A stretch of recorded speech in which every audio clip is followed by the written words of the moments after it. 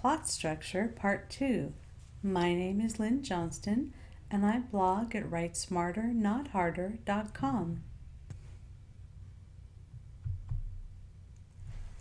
So in our first video, we talked about story structure and a lot of the traditional structures, 3-act structure, the hero's journey, the W plot, and we talked a lot about what those major plot points in each of those structures means, how you use them to generate conflict and set the stakes, and basically create a bunch of events that all arise from those particular plot points. But sometimes you have a story that does not fit a traditional structure. And I don't want you to assume automatically without checking that your story doesn't fit one of the traditional structures, because a lot of times it needs to. We all tend to follow we have like an internal sense of story structure as a result of listening to stories and watching movies and reading books that we've already internalized. And a lot of the time, even if you're not familiar with those particular plot structures that tend to get used over and over again, you will write your story to roughly fit into one of those. So you do want to check. But if you're doing something really different, if you are writing some sort of massive multi-plot line story, something kind of like Game of Thrones, or if you're writing literary fiction, doing something very experimental, if you're writing something that is very organic in the sense of being completely character driven, and maybe you know that your story structure isn't perfect, but you know that it's not one of the traditional structures, you can't shoehorn it in. What we're going to talk about today is what you do when that's the case. Some stories genuinely don't have a traditional structure. But if you think about what story structure means, you can look at the structure of whatever it is you've written and start to evaluate it. And here's how. First, you have to understand what story structure does. Story structure creates a tempo in your fiction by combining conflict and stakes. The tempo of your story sets your story's pace. It generates the emotional ups and downs that your reader goes through as they follow your characters through the story. So basically, if you look at traditional story structure, there's a certain tempo created by having your opening be fairly heavy in conflict, or hinting at conflict, or having enough conflict that your reader gets sucked into the idea that things are going to get interesting. Having an inciting incident and having it happen somewhere between like the opening of your book and 15%, somewhere in that first 15% of your novel, having the inciting incident in there somewhere basically guarantees that before they've read too many more pages after the first one, your reader is going to see an increase in conflict and an increase in the stakes. Having the first plot point roughly around the 20-25% mark there guarantees that, again, the reader is relatively soon after they see the inciting incident, they are going to get another increase in conflict and stakes. And so going through with these plot points in traditional plot structures, you start to see, when you look at where the points are in the story, that basically each of these plot points being placed in a particular place in the story makes sure that there isn't too big a stretch of time where the story is flat and boring and nothing happens. There isn't too big a stretch of time where your character is static. There isn't too big a stretch of time where things stay the same plot-wise. Having those plot points at particular points in the story guarantees that every so many pages your reader sees something new and awesome happening that changes the story and forces the character to grow. Okay, so understanding this, if your story does not fit a traditional structure, you can still look at each scene and try and figure out where the major changes and ups and downs are going to be for your reader. And here is a simple way to do that. So looking at the tempo of your particular story, and also I just want to say, even if you do have a traditional plot structure and you did hit all your major plot points, first of all, that's excellent. That means that overall the structure of your story is probably solid. But you can use this method on a story that has a traditional structure to look at how the conflict and the stakes in your story are waxing and waning. And it'll help you identify dead parts where things aren't happening as quickly as they should be. It'll help you identify pacing problems.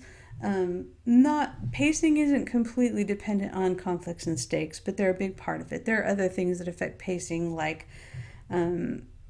sentence length and paragraph length and chapter length and basically the way you structure your scenes. Those all affect pacing too. But conflicts and stakes are a part of it. So graphing it out the way I'm going to show you is actually going to help you look at the pacing of your novel, at least from the perspective of how things are changing and how much is actually happening on the page. So I'm going to suggest that now that you've, in the first video, I suggested you make a scene list so that you have a list of every single scene in your rough draft. As it is right now, not as you outlined it, but like it's up to date and it accurately reflects the story that you wrote. You're going to give every scene in your novel 2 scores.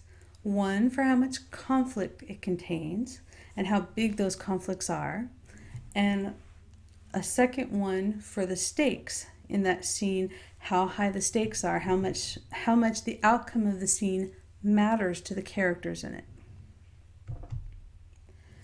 So for your conflict score, I want you to look at each scene and I want you to give the scene a scale of 1 to 10 score.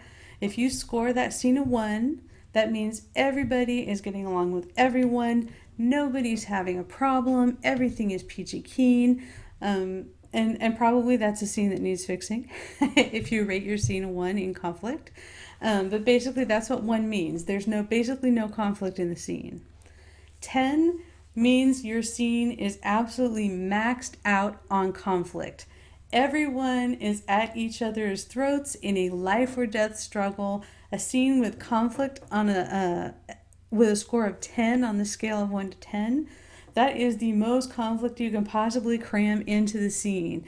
Like, everybody is in conflict with everyone else, and it's the biggest conflict you can possibly give those particular characters. And I say those particular characters because some of you are writing about people who are trying to save the world, and that's the biggest stakes. Those are the biggest stakes that particular kind of thriller character is going to be struggling with. Others of you will be writing stories where the biggest stakes that are possible for your particular character are whether or not your teenage character gets into college, or whether or not your divorcee character actually meets someone and can be happy again and find the right person. So you always want to look at this conflict scale of 1 to 10 in terms of what the possible conflicts are in your character's world. So it's relative. And I know that you're probably going to be like, oh my God, how am I supposed to measure conflict? What if I don't get it right? Honestly, it's okay to be a little bit off here. This is subjective. It's not a purely scientific view of your novel. It's just we're just trying to get to the point where we can eyeball the whole story in terms of how the conflicts run. And if you absolutely positively just feel like you cannot give your scenes a score, I highly recommend that you get a beta reader or find a critique partner and have them read it, trade novels, and give each other scores for each of your scenes. And in fact, if you can do that, even if you can do it yourself, doing it with someone else and finding out how they perceive the conflict in your story to be, how serious it seems to them versus how serious it seems to you, that tells you something too. That's very useful information. It lets you know if you're hitting, it lets you know basically if you're doing a good enough job of making the conflicts big and fully developing them and dramatizing them appropriately. So once you've given each of those scenes a conflict score on a scale of 1 to 10, the second score I'd like you to give each scene in your novel is a stakes score. And again, scale of 1 to 10. A 1 in terms of stakes means it doesn't matter what happens in this scene. It means that no matter what the characters do in this scene, no matter how hard they try, if they succeed or fail at their goal, in terms of the overall story, it doesn't matter whether they succeeded or failed. And again, if you have a scene where the stakes are a 1 and it doesn't matter whether your character gets the bank loan they went in for or not, or it doesn't matter if they manage to get away from the antagonist or not, if your stakes are at a 1, that scene probably needs fixing. So a 10 for stakes means that everything and everyone we care about in this world is destroyed or survives based on the outcome of the scene. So ideally, the only scenes that are probably going to hit 10 in your novel are the ones at the climax that finally, once and for all, determine what's going to happen to everybody in your world. All the scenes in your novel, besides those few scenes at the climax, probably are going to be less than 10. But basically, the stakes are about how much it matters, the outcome, which way the outcome of the scene goes. And by who it matters to, we mean who it matters, how much it matters to your characters, and how much it matters to the characters is going to be how much it matters to the reader. So it's not an objective measure, it's subjective, but it gives us, again, a way of eyeballing this very important element of story. It lets you look at how good a job you're doing of setting stakes for your characters and then escalating them throughout the story. Okay, so you have scored every single scene in your novel by where the conflict falls on a scale of 1 to 10 and where the stakes fall on a scale of 1 to 10. And the next thing you do is graph it. It doesn't have to be fancy. You don't have to know how to use Excel. I'm putting this worksheet that you're seeing right here, I'm putting 3 of them up on my website, writesmarternotharder.com. So each of them covers 30 scenes. You shouldn't have more than 90 scenes in your novel unless you're writing a 200,000 word epic. So this should be enough for you to graph out your novel. Basically, what you're going to do is, if you look at these red and blue squares here, basically I graphed the opening first third of a novel. And I looked at what the conflict was in every scene. Those are the red, ranging from somewhere between 3 and 10, and you can see none of the scenes hit 10. 10 is that second row up there with dotted lines through it.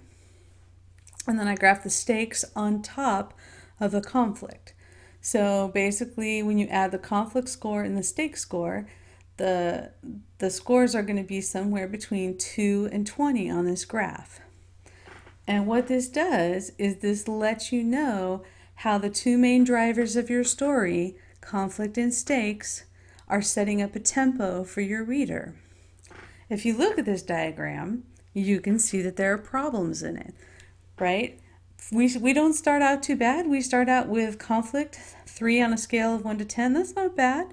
That suggests that there was enough conflict in the story. There's probably some changes happening. The character's probably having to adapt. It wasn't an in media res sort of thing where, like, you open the novel and the character is fighting a dragon. It was probably something more quiet, like let's say it's about a character who's going shopping for a wedding dress, and maybe she's having a disagreement with her mom about which dress she should pick. So there's a little conflict.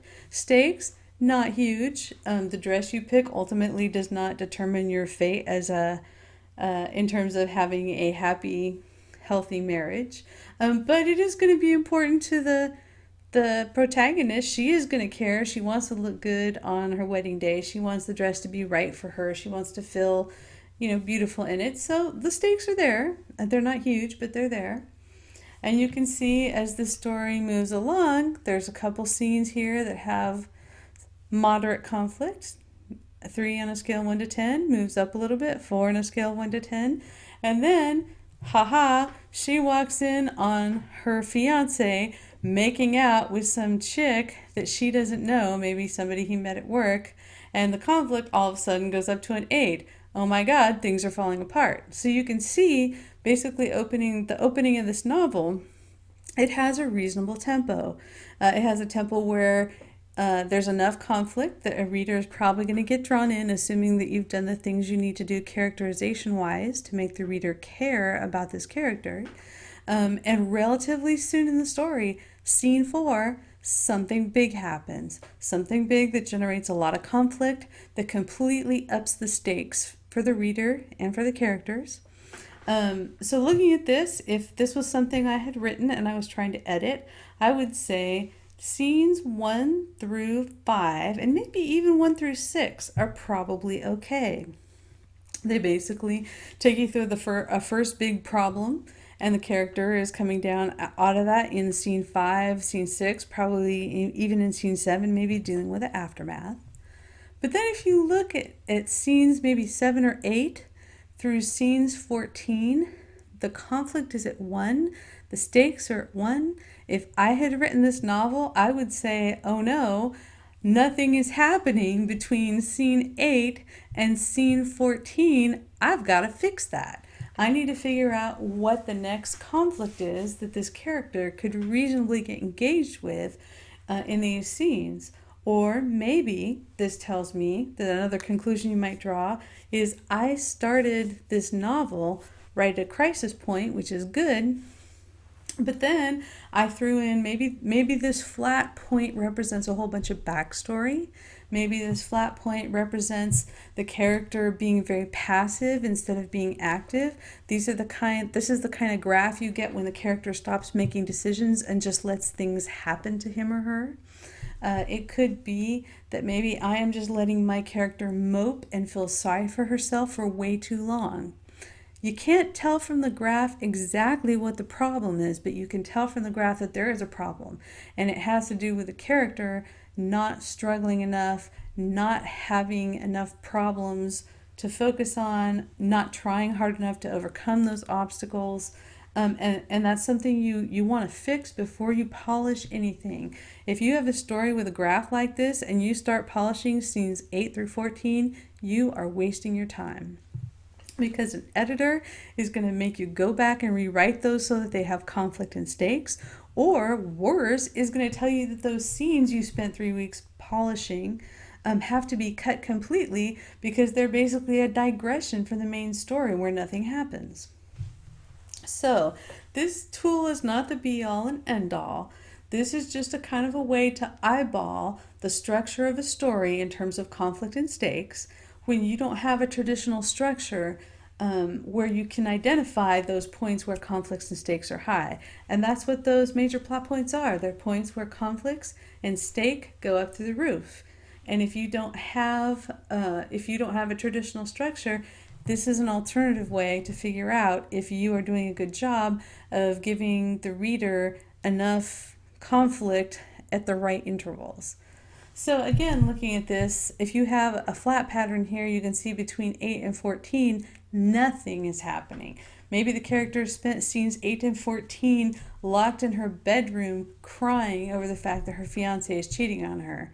And then all of a sudden, scene 15, something happens. She must have left her room. Maybe she went out and her best friend, who's been in love with her forever, just confessed his feelings for her, and she had a meltdown because she's like, oh my God, why did you wait until my life fell apart to tell me this? See, this flat spot and then the sudden spike, that's also a bad sign. There needs to be, between this first big spike where a big problem happens and the second spike, there needs to be an aftermath from the first one, and there needs to be a building up to the second one. If you suddenly have nothing, kaboom, explosion, that's not the kind of tempo that pulls readers in. In fact, a lot of times readers who do wait through the nothing and manage to get to the big explosion, it feels wrong. It feels contrived because you haven't done a good job of setting it up and building the tension and building the conflict and the stakes. So, and then if you look at this graph, again, after the big spike in scene 15, it goes back to being flat for a few scenes, and then you see actually a more normal progression. If you look at what scenes 20 through 30 look like, that's actually a lot more like you would expect the novel with good structure and good tempo to look like when you graph out conflicts and stakes. So, this is probably looking like a little bit of work, and it's true, it is a little bit of work. But it's going to save you a lot of work later if you have the kind of novel where you can't use traditional structure to make sure your story is solid. Looking at the conflicts and stakes like this is a way to eyeball it before you get into heavy edits and say, okay, do I just have any really flat parts? Do I have points where the character stopped doing anything? This graph will tell you that there's a problem in that area that you need to look at more closely. And then you can just say, hey, critique partner, who I love and trade critiques with all the time, I'm going to send you scenes 8 through 15, and I'd like you to tell me what you think is wrong with them and how you feel about the way the story is progressing and what you think is missing. Tell me where you were bored. Tell me where I lost you. And chances are, if this is really what the graph looks like, they are going to tell you that you lost them at some point between scene 8 and scene 14. So anyway, that's my suggested method for graphing and analyzing a story with a non-traditional structure. There are other things that you can graph this way. For example, you could graph intensity of emotion. And this is something that's really hard to do to your own thing. This is something I recommend that you do with a critique partner and trade. And you don't do this as part of the scene structure analysis. You do this later after you've done the emotional impact edit. After you've gone through your novel and you have ramped up the emotion as much as possible, you can use a graph like this, trade with your critique partner and ask them, tell me on a scale of 1 to 20, how emotionally intense each of these scenes is when you read them. And that's a way of getting your critique partner, if they are very patient and willing to really help you out like this, presumably you'll be helping them out in the same way, getting them to rate the intensity of your scenes after they read them is a fantastic way to figure out where the emotional journey is falling flat in your novel.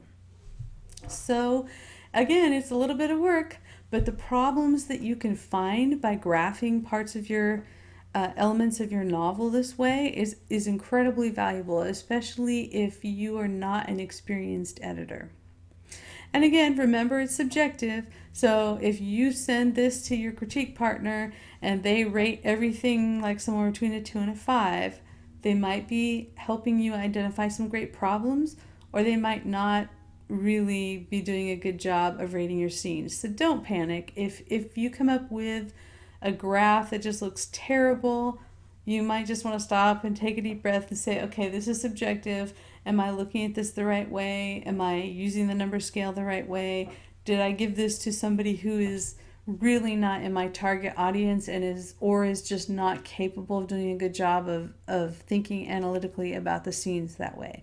So if you give this to your mom and she very helpfully does it, or your sister or your best friend, and the graph you get back isn't helpful, just thank them for reading it and try and get more impressions from them, and accept that you need somebody who is more focused on what conflict means and what stake means to help you out.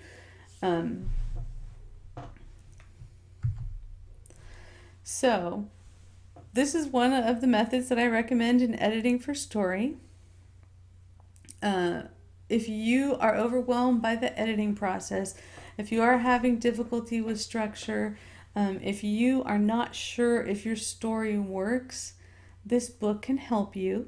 I did part 1 in this video series talks about evaluating traditional structure.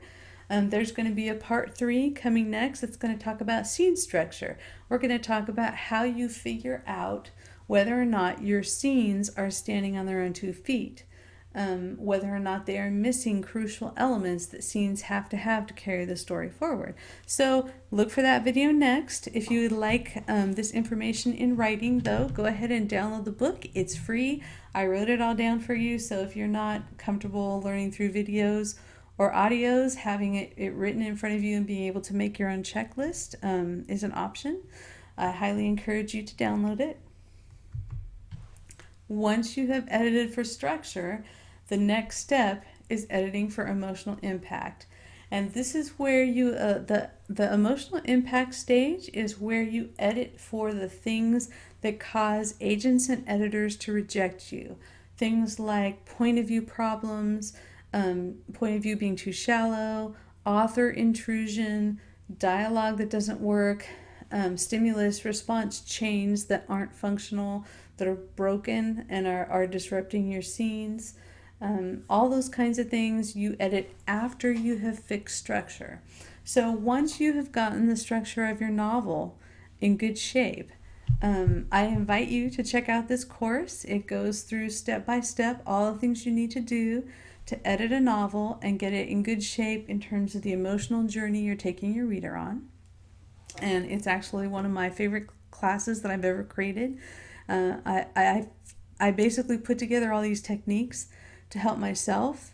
I created them by looking at the fiction I was writing when I first started out, which was terrible, as you would expect any new writer to have terrible rough drafts. And I started comparing my rough drafts to published books by authors who I just loved. And I started saying, okay, what is different about this author's first scene compared to my scene? What are they doing that I am not doing? And every single one of these techniques basically is designed to help you do all the things that pro writers do to make their prose flow smoothly, to make their characters compelling, to make sure that the story is basically told in a very engaging way. So that's what this course is for. If you're having problems with scenes that feel flat or rushed, this course is going to be able to help you with that. So I invite you to come back tomorrow for part 3. It'll be posted here at writesmarternotharder.com. And again, we're going to talk about scene structure. I'm going to give you 17 questions that you can ask yourself for every scene, and each one of those identifies either a crucial element of the scene that needs to be there or a typical problem that tends to show up in a scene when you're writing a first draft and you're just trying to get the story down and you haven't necessarily managed to put everything that's in your head onto the page. So I hope to see you then.